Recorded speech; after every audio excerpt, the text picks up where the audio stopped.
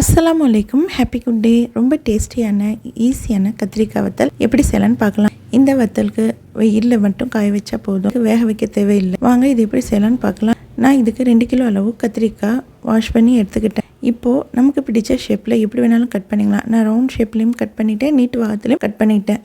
இப்போது ஒரு பிளேட்டில் இதெல்லாம் சேர்த்துட்டு 2 ஸ்பூன் அளவு மிளகாய்த்தூள், தேவையான அளவு உப்பு, 1/4 கப் அளவு தயிர் இது சேர்த்து மிக்ஸ் பண்ணி வச்சுட்டேன்.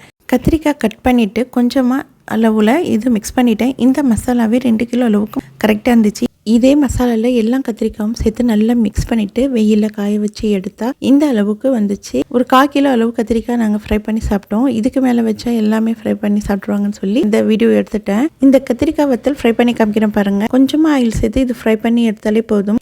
இந்த கத்திரிக்காய் வத்தலில் குழம்பு கூட செய்வாங்க. இந்த கத்திரிக்காய் வத்தல் ரொம்ப ஈஸியாக ரெடி பண்ணிடலாம். கட் பண்ண வேண்டியதான், மசாலா தடவி வெயிலில் 2 நாள் காய வச்சு எடுத்தால் கத்திரிக்காய் வத்தல் சூப்பராக ரெடி ஆகிடும். அதுக்கப்புறம் நம்ம ஃப்ரை பண்ணி சாப்பிட்லாம், இல்லைன்னா அவசரத்துக்கு ஈஸியாக வத்த குழம்பு மாதிரி ரெடி பண்ணியும் சாப்பிட்லாம். அவ்வளோ டேஸ்ட்டாக இருக்கும். ட்ரை பண்ணுங்கள். தேங்க்யூ ஃபார் வாட்சிங். Happy good day. அஸ்ஸலாமு அலைக்கும்.